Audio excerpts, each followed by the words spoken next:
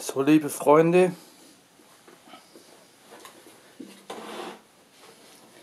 ich hoffe, euch geht's gut. Ja, bei mir ist das alles okay soweit. Ich habe jetzt einen YouTuber, den man jetzt nicht so krass feiern muss, ja, aber bin da mit Spaß bei der Sache, mit meiner YouTube-Arbeit, mit Herzblut. Aber man muss jetzt, so groß ist jetzt meine Performance auch nicht, dass man jetzt da überkrass aus dem Fenster fallen muss oder das feiern muss. Gut, wer es will, wer kann, ist in Ordnung, finde ich in Ordnung. Ich tue auch oft von anderen YouTuber Sachen feiern, die jetzt, die vielleicht andere für nicht für Weltspitze finden, aber für mich das voll genial ist und ich auch die Person vom Charakter feiere. Ja. Also wer das machen will, das ist in Ordnung, aber muss das nicht groß machen. Muss man aber nicht groß schlecht machen, weil so schlecht bin ich auch nicht. Ich bin jetzt nicht so gut, dass man mir übelst feiern muss. Ich bin aber auch nicht so schlecht, dass man mich schikanieren muss. Und zu dem Thema. Ja. Da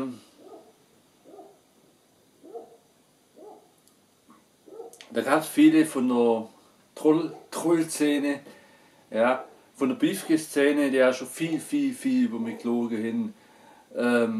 Ich war rechtsextrem, was ich gar nicht bin. Ja, ich bin eher eigentlich gegen Rechtsextremismus. Ich war ein Brandstifter, was gar nicht stimmt, war noch nie ein Brandstifter. Warum auch? Ja. Was war denn irgendwas noch anderes? Und ich hätte Gerichtsverfahren wegen Brandstifterei und Volksverhetzung, das hat nie stattgefunden, habe ich noch nie gemacht. Ich habe noch nie Volksverhetzung gemacht, weil ich denke, alle Kulturen auf der Welt sind lebenswert. Brandstifterei habe ich auch noch nie gemacht, ich bin Normalbürger, der normal schafft und normal seine Steuern zahlt. Und wenn der Kühlschrank voll ist, bin ich zufrieden. Ja. Und ein IQ-Test, den ich gemacht habe, der war schlecht abgeschnitten. Und da hat es irgendwelche gefälschte Papiere gegeben von den Leuten. Und ja, ich habe gesagt, ich habe noch nie einen IQ-Test gemacht. Ich habe nicht Brandstifterei gemacht und ich habe auch noch nie Volksverhetzung gemacht. Nie gemacht. Und dann haben die Leute, die das behauptet haben, oh, und hat sich herausgestellt, es sind gefälschte Papiere und gefälschte Dokumente, die die gehabt haben. Und haben sich entschuldigt, da ist ein Entschuldigungschor losgegangen, weil ich rausgekommen bin, ich bin kein Volksverhetzer und ich bin auch kein Brandstifter. Ich bin eher gegen diese Leute, die das machen, weil das finde ich widerlich. Ja. Wir leben alle auf einer Erde, müssen alle zusammenhalten und ich finde alle Kulturen super. Ja. So. Und von daher haben die Personen schon ihre Glaubwürdigkeit verloren. Ja. Wenn die lauter so Fehlinformationen über andere Leute, auch über mich, einfach erzählen. Ja. Aber die Entschuldigung, die sie gegeben haben, fand ich schon stark von den Personen. Aber dann kommt dann die nächste Lüge auf den Tisch.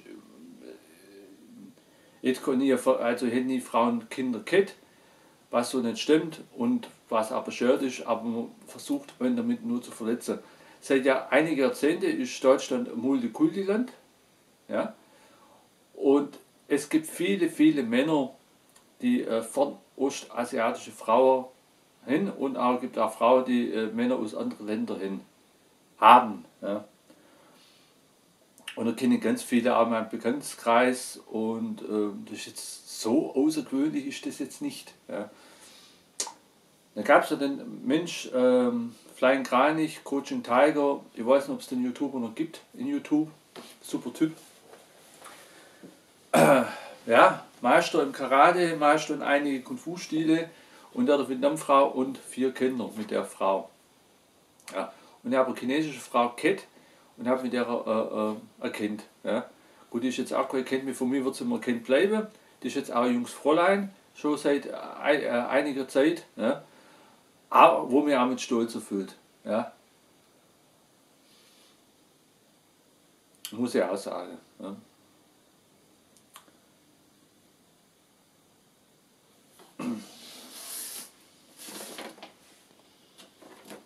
Und es gibt ja viele, also ich kenne ja viele, die Frauen von Ostasien haben, deutsche Leute. Ich habe unter anderem noch andere Abstammungen, aber das möchte ich jetzt nicht, ich habe es ja schon oft erzählt, möchte jetzt nicht auf den Tisch bringen, weil das wird durch den Rahmen springen und das möchte ich jetzt nicht, den Zeitrahmen. Ja. Wir haben da ein paar Notizen gemacht. Ja, wenn das eine Handvoll Leute da umeinander trollt, soll es mich nicht bekümmern unbedingt. Und ich habe auch nicht unbedingt Lust gehabt auf das Video da hier. Aber ich wollte doch ein paar Worte mal dazu finden. Ja.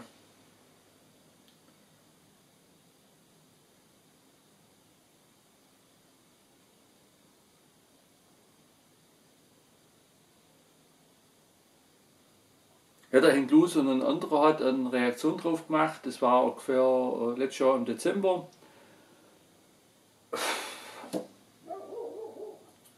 Ja, was soll ich jetzt sagen? Also den Henk Luz, das ist ein Mensch, den ich feiere, von seinem Charakter her. Der kommt mir auch sehr sympathisch und charismatisch rüber. Ich glaube, ich kenne ihn ja nicht persönlich. Ich vermute halt eher, dass er viel mitgemacht hat im Leben, bodenständig ist und richtig auf dem Boden steht. So, und solche Menschen vom Charakter her, wie er mir vorkommt in seinen Clips, ich weiß nicht, wie er echt ist, aber so wie er vorkommt in meinen Clips, so ist eigentlich mein Freundeskreis. So, ja. Also ich finde ihn auch, so wenn ihm zum Zuhörer wirkt, auch sehr sympathisch und charismatisch. Aber ich muss auch ehrlich sagen, sein Content mag ich nicht. Ja. Ich mag eigentlich keine Reaktion auf andere Menschen. Und deswegen interessiert es mich eigentlich auch nicht. Ihn als Person mag ich, aber sein Content nicht. Wo er mal durch den Wald gelaufen ist, wo viel Schnee gelegen ist, in seinem Heimatortle, das fand ich super. Das hat mir gefallen. Das fand ich richtig. Sowas gefällt mir. Aber sonst, so Reaktion auf andere Menschen, gefällt mir halt nicht, das ist eine Geschmackssache. Hat ja nichts mit ihm zu tun, sondern das hätte mir bei anderen Menschen auch nicht gefallen, wenn die da über andere sprechen. Ja.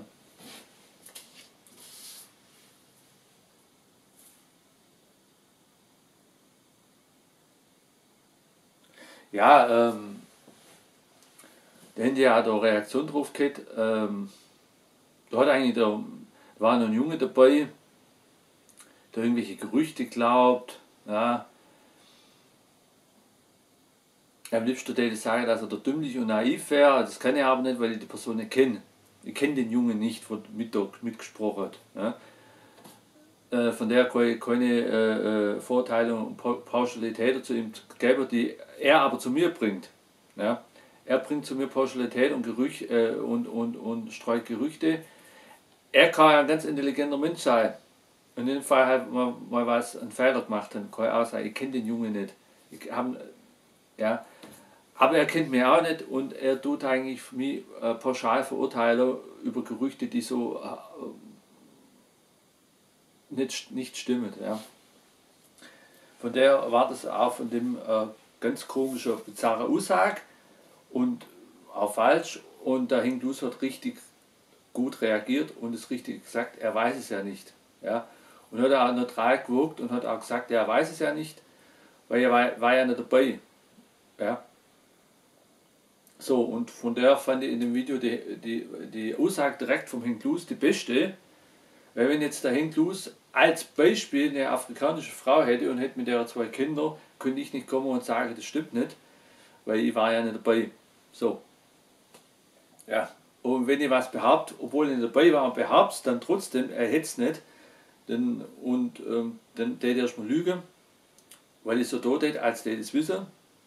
Und das andere ist, ich hätte vielleicht, falls es stimmt, der Person total unrecht. So. Und da hat der Henk Luz genau richtig reagiert. Er weiß nicht, er war nicht dabei, er kennt mich nicht persönlich, er weiß es nicht, er war nicht Augenzeuge und deswegen hat er sich gesagt, er weiß nicht, ob es so ist. Ja. Damit war es eigentlich die beste Aussage. Ja.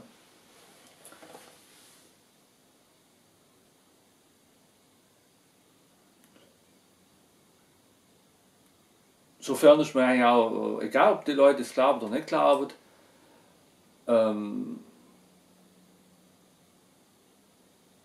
der naheliegendste ist ja, dass Menschen auch zusammenkommen und ich habe auch viele Jahre mit ihr glücklich zusammengelebt und mit unserer Tochter dann auch. Und da gibt es ja ganze Fotoalbum davor, wie wir auf Reise gegangen sind und so weiter. Vielleicht zeige ich mal ein Foto von meiner Tochter. Äh, mit der, ja,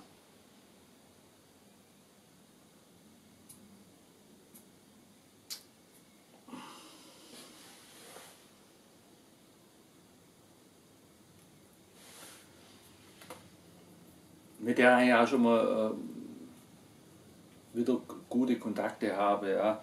Aber die Ex-Frau ist auch Geschichte und das habe ich erstmal wahr haben müssen. Ja.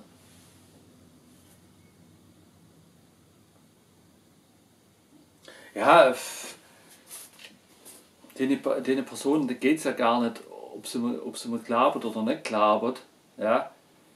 Wenn die damit mit tiefgründig verletzen, wenn sie so die Sachen sagen gegen meine Ex und meine Tochter, ja, wenn sie sowas behaupten, dann will sie, denen geht es nicht ums Glauben, nicht Glauben, denen geht es um mich seelisch grundsätzlich tief zu verletzen, dass ich meine Kontrolle verliere und unkontrolliert asozial vor der Kamera rumkasper und das mache ich nicht, weil die Welle nur Show genieße, die in dem Fall nicht abliefere, weil mir das Knubbel ist, was die paar Leitler denken, offen gesagt. Ne? Weil denen geht es nicht ums Glauben, nicht Glauben, denen geht es nur um Menschen zu verletzen. Um mir schon zu sein, wenn die dann ausrasten vor der Kamera.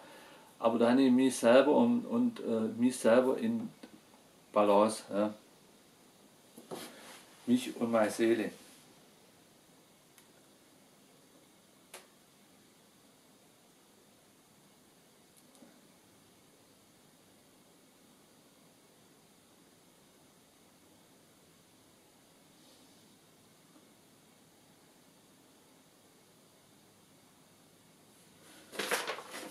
Ja, ja. Ja, ist ja alles durchgewirtschaftet. Wie schon gesagt,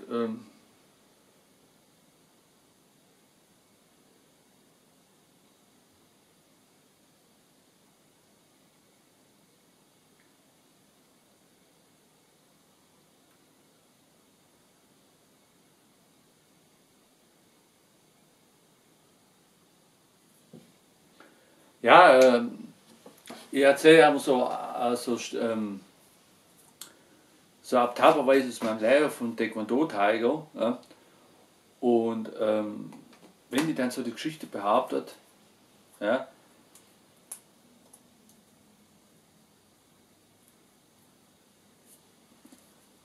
dass meine Familie nicht geben hat, so, ja, oder hätte es nicht gegeben, der will jetzt eigentlich nur Taekwondo-Tiger verhindern, weil,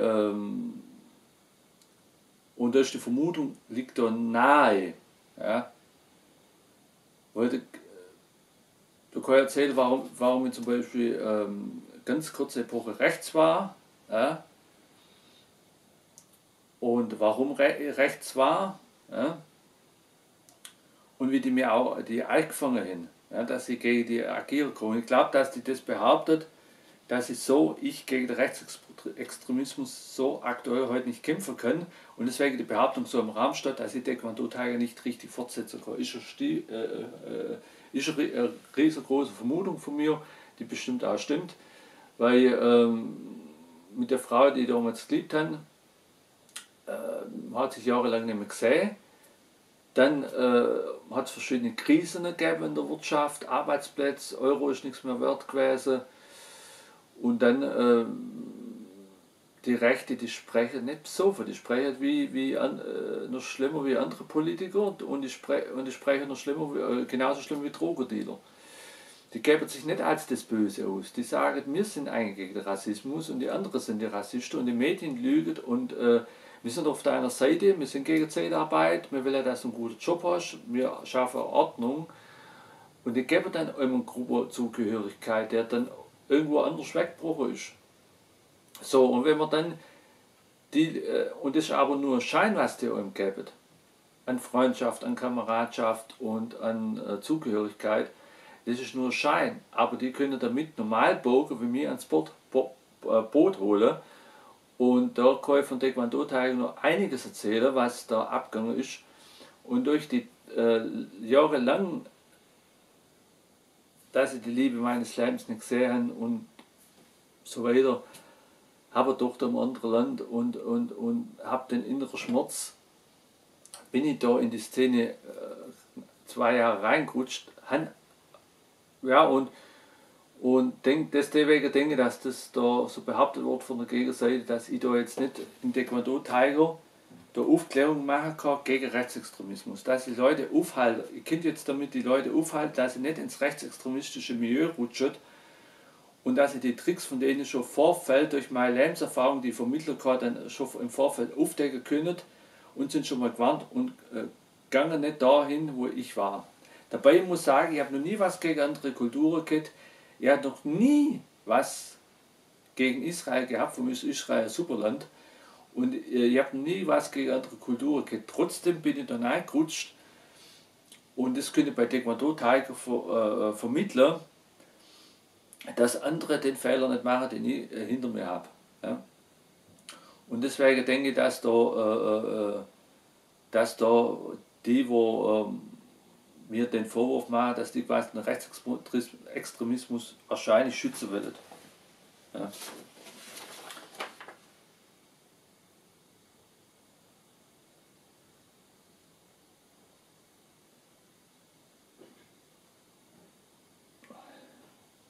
Ja, und das andere ist, wer gibt denn eigentlich mit der Scheidung an? Ja? Welcher Mensch? Ja? Und vor allem, wie das dann auch zu Ende gegangen ist. Meine Ex-Frau hat mich genannt Loser, armselig, Versager, ja? Schwächling. Ja? Und lauter so Boshaftigkeiten. Aber nur, weil es finanziell dann irgendwann nicht mehr gestimmt hat, weil ich dann noch schlechter verdient, sie hat den Arbeitsplatz hier verloren, mit 3 Köpfen nicht mehr ernähren können. Es ist dann irgendwann wieder zurück nach China und dann gesagt, ja gut, wenn du finanziell wieder stabil bist, kommen wir wieder zurück, dann können wir ja zu dritt wieder besser leben oder normal leben. Und dann ist halt zur Trennung gekommen, was mich jahrelang vernichtet hat. Und wer gibt denn an mit der Scheidung? Wer gibt denn mit sowas an? Das ist doch gar keine Logik. Ja. Dann, ich habe ein Auto, das ist auch behauptet worden, ich habe kein Auto, ich habe ein Auto, das gehört mir, ich habe so ein Radar abzahlt, war gebraucht. Die Radar sind abzahlt, das gehört mir. Und ich habe einen Führerschein, ich habe mal einen YouTube-Clip gedreht, wie ich mit dem Auto durch den Einhorn-Tunnel gefahren bin. Den Clip gibt es ja immer noch. Ja.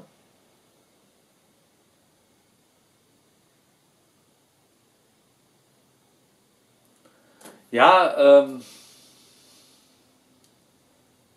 das ist ja, eigentlich mal ist egal. Der Vorwurf mit der Familie,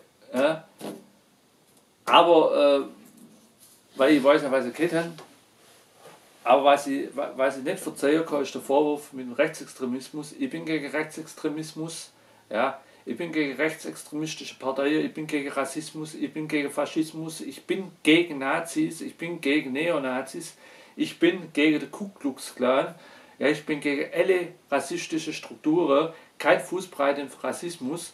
Und wenn man mir das vorwirft, das nehme ich persönlich, das nehme ich bitter, das tut mir, ja,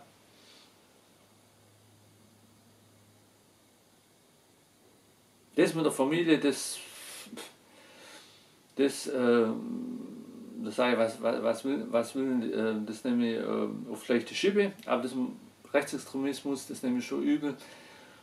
Und ich denke halt auch, dass die Leute, die behaupten, so gegen meine Tochter schießen, dass diese Leute selber noch nie Kinder gehabt haben, ja, oder denen ihre eigenen Kinder egal sind, ja, weil dann täten sie nicht das nachempfinden, was ich, können sie nachempfinden, weil die können nicht nachempfinden, was ich für meine Tochter empfinde, dann würde die das nie behaupten. Ja. Aber wie schon gesagt, ob sie das sagen, ja, da hat es geht, da hat es nicht geht, das ist mir egal. Aber das mit dem Rechtsextremismus, dem Vorwurf, das ist mir nicht egal und und ich will immer gegen Rechtsextremismus kämpfen. Ja. So, jetzt habe ich es doch mal gebracht, das Thema auf den Punkt. Und ja, wir haben alles durchwirtschaftet. Und wie schon gesagt, Hank Loose an sich finde ich ein cooler Dude, den feiere ich. Ja. Und an sich, wie schon gesagt, ich höre ihm gern zu. Meiste Content finde ich jetzt nicht so gut, ich mag keine Reaktionen. Aber wenn er durch den Wald läuft und so, das fand ich die besten Clips. Ja. Und der Student, der da mitgeschwätzt hat, ja, wenn der da Gerüchte glaubt, ich weiß nicht, ob er Student ist, kommt mir halt vor wie ein Student, aber wenn er Student ist, dann möchte man das richtig Angst. Ja. Hey, die ganzen Studenten sind die Geisteselite von jedem Land. Ja, wenn in unserem Land die Geisteselite so verkommen ist, dass sie jedes Gerücht glaubt, ja, und so auf andere schießt, dann kriege ich schon Angst um die Zukunft, was hier abgeht. Ja. Ich wünsche euch was, liebe Freunde. Lieferung Ende im Gelände, seid Zen.